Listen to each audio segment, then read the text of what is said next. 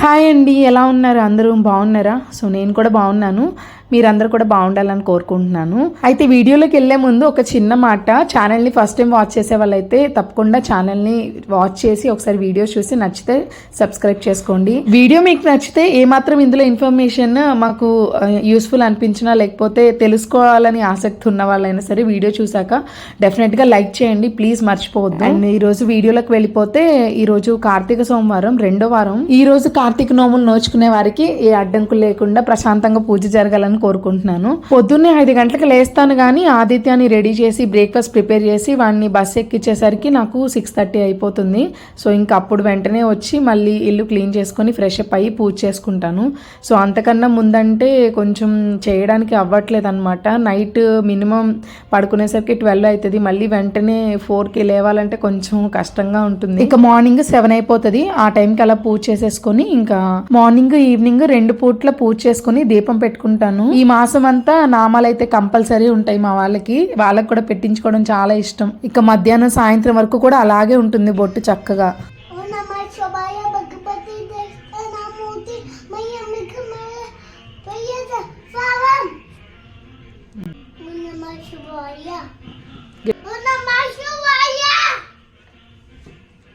మా వాళ్ళిద్దరికీ కూడా కొంచెం దైవభక్తి ఎక్కువే. నేను పూజ చేసుకుంటున్నా వచ్చి చక్కగా దండం పెట్టుకుంటారు.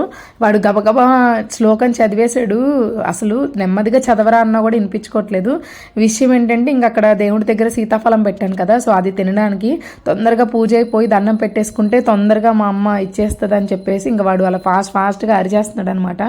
ఇక వాడికి సీతాఫలం అంటే చెప్పలేనంత ఇష్టం. అసలు మా ఇంట్లో అందరికన్నా ఎక్కువ. ఇంకా మేము ఎవరం తినం కూడా, తీసుకొచ్చిన ఇంకా వాడి కోసం అలాగే ఉంచేస్తాము. ఇప్పుడు వరకు సీజన్ స్టార్ట్ అయ్యాక ఇప్పుడుకి ఒక 3-4 టైమ్స్ తెచ్చుంటాము.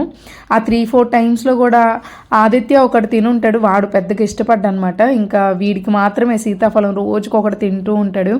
మా ఇంటి దగ్గర అయితే మా అమ్మ వాళ్ళ చెట్టుకి బోల్డ్ కాయలు ఉంటాయి. ఇంకా తింటాడు అక్కడ ఇష్టంగా. వాడికి పెట్టేశాక నేను కింద గుళ్ళో దీపం పెట్టుకుందాం అని చెప్పేసి కిందకు వచ్చాను.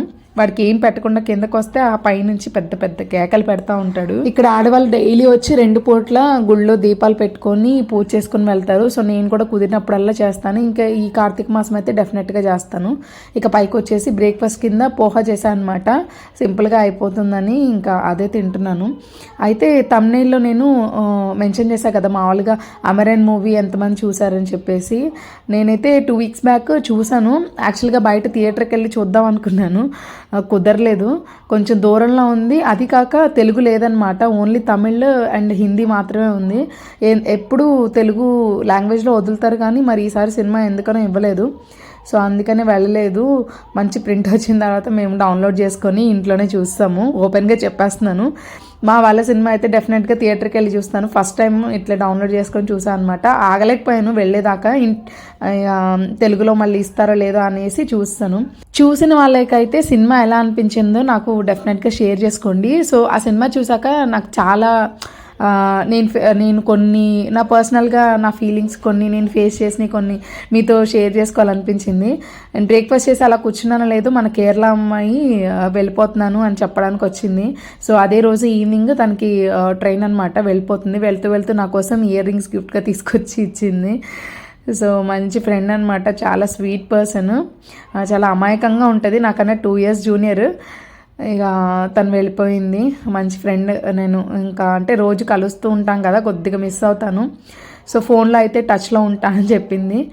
సరే ఇంకా తను వెళ్ళిపోయిన తర్వాత ఇద్దరం కలిసి కాఫీ తాగామన్నమాట. ఇంకా నేను ఆ చిన్నోడి కోసం అని చెప్పేసి జ్యూస్ చేస్తున్నాను. డైలీ వాడికి ఒక గ్లాసు కంపల్సరీ ఇవ్వాలండి. మొన్నటి వరకు ఏమో బత్తాయిలు సీజన్ అనమాట. సో డైలీ బత్తాయికాయ జ్యూస్ ఇచ్చేదాన్ని. సో ఇప్పుడు అవి అయిపోయినాయి, తగ్గిపోయి ఇప్పుడు ఎక్కువ ఆరెంజెస్ వస్తున్నాయి. సో ఆరెంజెస్ వలిచి ఇవ్వడం కంటే ఇలా జ్యూస్గానే ఎక్కువ ఇష్టపడతాడు. సో డైలీ కంపల్సరీ ఒక గ్లాసు వాడికి.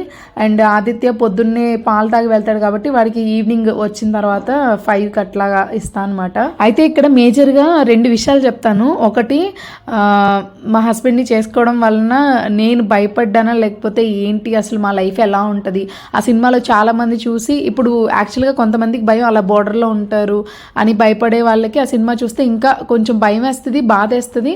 బట్ దేశం పరంగా దృష్టిలో పెట్టుకొని చూస్తే మాత్రం చాలా ప్రౌడ్గా ఫీల్ అవుతారు. అండ్ ఆయన చేసిన పని మాత్రం నిజంగా మనం అందరం చాలా ప్రౌడ్గా ఫీల్ అవ్వాలి.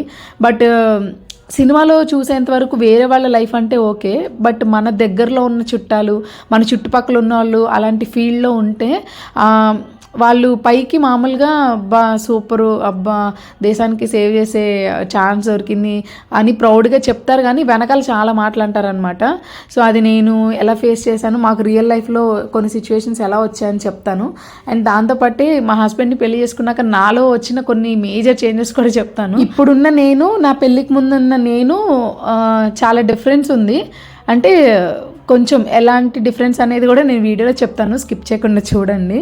సో ఫస్ట్ ఆఫ్ ఆల్, ఇలాంటి పర్సన్ని పెళ్లి చేసుకోవాలి, అక్కడికి వెళ్తారు అన్న ఫీలింగ్ వచ్చినప్పుడు, సో ఫస్ట్ ఆఫ్ ఆల్ మన పేరెంట్స్కి కొంచెం దడబుట్టుతుంది డెఫినెట్గా. సో మూవీలో కూడా మీరు చూస్తే వాళ్ళు పెళ్లి చేసుకోవడానికి ఎన్ని అడ్డంకులు వచ్చాయో మీరు అబ్జర్వ్ చేయొచ్చు.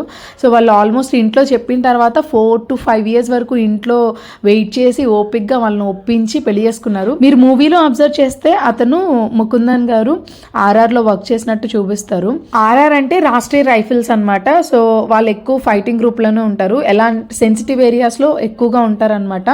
సో వాళ్ళు పర్మనెంట్గా మళ్ళీ ఒక్కచోటే ఉండిపోరు, వాళ్ళని కూడా మాలాగే ట్రాన్స్ఫర్లు ఇచ్చి మారుస్తూ ఉంటారు.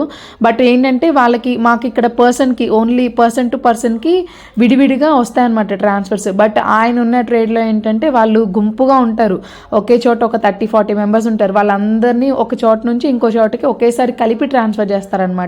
సో బ్యాచెస్ వైజ్గా ఒకే చోట మాత్రం ఉండిపోరు వాళ్ళు కూడా. అండ్ మా హస్బెండ్ కూడా తను జాబ్ జాయిన్ అయిన కొత్తల్లో తను ఫస్ట్ రాష్ట్రీయ రైఫిల్స్లో ఒకరిగా పనిచేస్తారనమాట. అక్కడ జమ్మూ అండ్ కాశ్మీర్లోనే, తను కూడా బోర్డర్లోనే వర్క్ చేసి వచ్చారు. సో తనకేంటంటే ఇండివిజువల్ పోస్టింగ్ అంటారు దాన్ని. సో తనకి ఓన్లీ వన్స్ వస్తుంది తన మొత్తం సర్వీస్లో. బట్ ఆయన ఇన్ఫెంట్రీలో ఉంటారు కాబట్టి వాళ్ళకి పైనుంచి బోర్డు డిసైడ్ చేస్తుంది, అంటే ఎవరన్నా టాలెంటెడ్ పీపుల్ ఉంటే వాళ్ళు కావాలని చెప్పి ఎవరన్నా అడిగితే డెఫినెట్గా వాళ్ళని అక్కడికి పంపిస్తారు. సో ఆయన అలాగే ఆ మిషన్లో కూడా ఆయన చాలా టాలెంటెడ్, ఆయన హ్యాండిల్ చేయగలరని చెప్పేసి ఆ మిషన్ ఆయనకి అప్పగించారు. ఇక్కడ ముఖ్యంగా ఇంకొక విషయం ఉంది. సో ఆయన వలన మనం ఎంత ప్రౌడ్గా ఫీల్ అవుతున్నామో, సో తన బెటర్ హాఫ్ ఉంది కదా, సో ఇందు రెబేకా వర్గీస్ గారు, నిజంగా తనను కూడా మనము ఒక ఫైటర్ లాగానే చూడాలి. సో తను కూడా ఒక ఆర్మీ పర్సన్ వైఫ్ అయితే తను కూడా ఒక ఆర్మీ పర్సన్ కిందే కౌంట్ చేస్తారు. మమ్మల్ని కూడా అంతే, ఇక్కడ వీరనారి అని పిలుస్తారు మమ్మల్ని. సో చాలా ప్రౌడ్గా ఉంది తనని చూస్తే, నాకైతే గూస్ బంప్స్ వచ్చాయి. సో తను ఇంట్లో అంత ఫైట్ చేసి తన కోసం వెయిట్ చేసి ఆయన గివప్ అయిపోయినా కూడా తను వెమ్మట పడి మరీ వాళ్ళని ఒప్పించి పెళ్లి చేసుకున్నారు. బట్ రియాలిటీలో ఒక్కొక్కసారి ఏం జరుగుతుందంటే మా హస్బెండ్ లైఫ్లో కూడా, సో నాకంటే ముందు తనకి ఒక 2-3 matches maybe, so only army background కూడా ఒక రీజన్ చూపించి తనకి మ్యాచెస్ కూడా పోయాయి, సో క్యాన్సిల్ చేసుకున్నారు. బట్ నిజంగా నేను లక్కీ అనుకుంటున్నాను. బట్ ప్రొఫెషనల్గా చూసుకుంటే నేను ఇక్కడ ఉన్నాను కాబట్టి జాబ్ చేయడానికి కుదరట్లేదు, కానీ బట్ నాకు మంచి హస్బెండ్ వచ్చినందుకు నిజంగా రియలీ హ్యాపీగా ఫీల్ అవుతాను నేను. అండ్ ఇంకో మేజర్ థింగ్ ఏంటంటే తనని పెళ్లి చేసుకున్న తర్వాత అంతకు ముందు వరకు ఆర్మీ, సో అది నిజంగా మన ఇండియాలో ప్రతి దేశంలో కూడా ఇంత మేజర్ పార్ట్ ఉంటుంది. అందులో ఉన్న మనుషులు ఇలా ఉంటారు, ఏం చేస్తారు, వాళ్ళు ఎంత ధైర్యంగా ఉంటారు, ఇవన్నీ అసలు ఆలోచించడానికి కూడా ఎప్పుడు నాకు ఆలోచన రాలేదు, అంత మెచ్యూరిటీ లేదు. అండ్ ఆర్మీ పర్సన్ గురించి, ఆర్మీ వాళ్ళ గురించి మనం బేసిక్గా మన ఇళ్ళల్లో వాళ్ళం ఇప్పుడు మూవీస్లో చూసి కొంచెం అవేర్నెస్ వస్తుంది, కానీ మామూలుగా అయితే మనకు అంత అవేర్నెస్ లేదు. సో నేను కూడా అలాగే ఉండేదాన్ని. బట్ వన్స్ తనని పెళ్లి చేసుకుని వచ్చిన తర్వాత నాకైతే కంప్లీట్గా అసలు ఫస్ట్ అయితే ఇప్పుడు నా ఫ్యామిలీ కంటే ముందు నాకు కూడా నాకు దేశమే ఫస్ట్ అనిపిస్తుంది. ఎందుకనో తెలియదు, అది తనని పెళ్లి చేసుకోవడం వల్లనే అని నేను అనుకుంటాను. ఎందుకంటే అంతకుముందు ఎప్పుడు నాకు ఈ ఫీలింగ్ లేదు. సో ఇప్పుడు ఏదైనా సరే అసలు ఈ ఆర్మీకి సంబంధించిన మూవీస్ అయినా, లేకపోతే మన కంట్రీ వాళ్ళు వేరే కంట్రీలో, ముఖ్యంగా అంటే పాకిస్తాన్ లాంటి కంట్రీస్లో స్పైస్గా వెళ్ళి మన దేశాన్ని కాపాడడానికి వాళ్ళు ప్రాణాలు పోగొట్టుకునే స్టేజ్కి కూడా వెళ్తారనమాట ఫ్యామిలీని వదిలేసి. అసలు అవన్నీ చూస్తున్నప్పుడైతే నాకు తెలియకుండానే నాకు ఏడుపు వచ్చేస్తూ ఉంటుంది.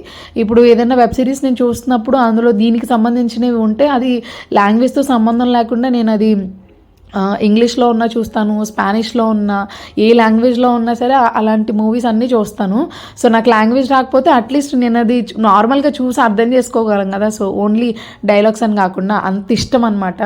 సో నేను అంతలాగా ఓన్ చేసుకున్నాను. సో ఇప్పుడు నాకు నా ఫ్యామిలీ ఎంత ఇంపార్టెంట్, దానికన్నా ఒక మెట్టు నా ఓటు నా దేశానికే అన్నట్టుగా అయిపోయింది.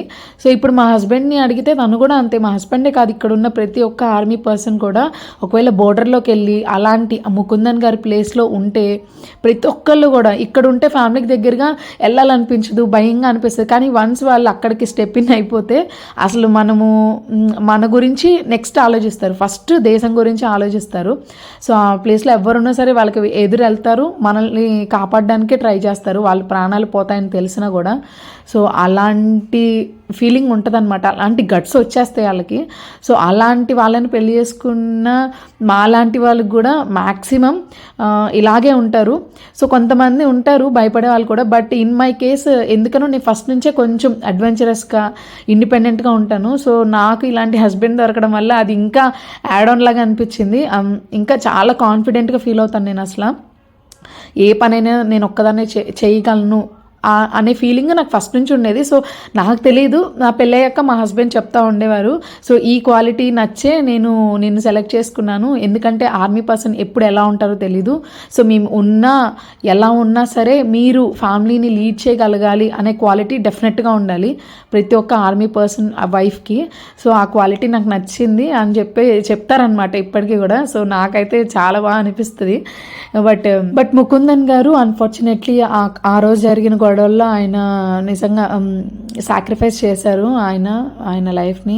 బట్ తనని తలుచుకుంటూనే ఇంకా ఆయన ఉన్నారు అన్నట్టుగానే అసలు ఇందు గారు ఆ వీడియోస్లో చూస్తుంటే నాకైతే తనని చూస్తే ఎంత ముచ్చటేసిందో నాకు. అసలు తను ఆ పర్సన్ లేరు అన్న ఫీలింగ్ తనలో అసలు కనిపించట్లేదు. తను ఎక్కడున్నా తన పక్కనే ఉన్నట్టుగానే ఉన్నారు. నేను తన ఇంటర్వ్యూస్ కానీ మొన్న మూవీ ప్రమోషన్స్లో కానీ తనని చూస్తే అసలు నాకు నిజంగా తనకి సెల్యూట్ చేయాలనిపించింది. చాలా ఎక్కువ మాట్లాడేసాను అనుకుంటా, బట్ ఫైనలీ నా ఫీలింగ్ అయితే అది. పర్సన్గా అయితే నేను చాలా చేంజ్ అయ్యాను. అండ్ మన వీడియోని చూసిన వాళ్ళు డెఫినెట్గా వీడియో నచ్చితే లైక్ చేయండి. అండ్ నా వీడియోస్ని మన ఆర్మీ పర్సన్స్ వైఫ్స్ కూడా చాలా మంది చూస్తున్నారు.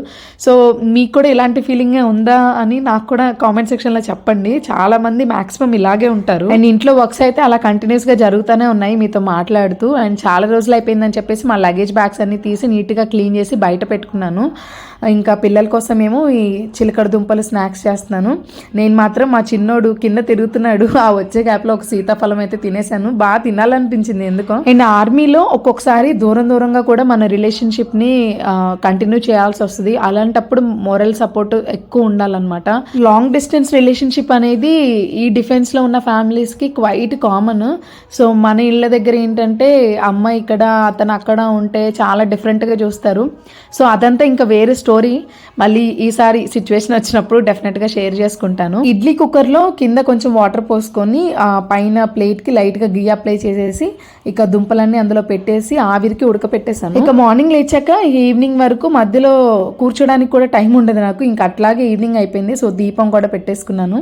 వీడియో నచ్చితే లైక్ చేయండి, సబ్స్క్రైబ్ చేసుకోండి. చాలా మంది వీడియో చూస్తున్నారు కానీ ఈ వీడియో నచ్చిందా లేదా అని నాకు లైక్స్ బట్టే తెలుస్తుంది. సో వీడియో నచ్చితే మర్చిపోకుండా లైక్ మాత్రం చేయండి. ఛానల్ని సబ్స్క్రైబ్ చేసుకోండి నెక్స్ట్ వచ్చే వీడియోస్ కోసం. అండ్ అందులో ఆల్ నోటిఫికేషన్స్ని మార్క్ చేసుకోండి. డెఫినెట్గా అప్పుడు నేను వీడియో అప్లోడ్ చేయగానే మీకు నోటిఫికేషన్ వస్తుంది. మళ్ళీ కలుద్దాం. బాయ్.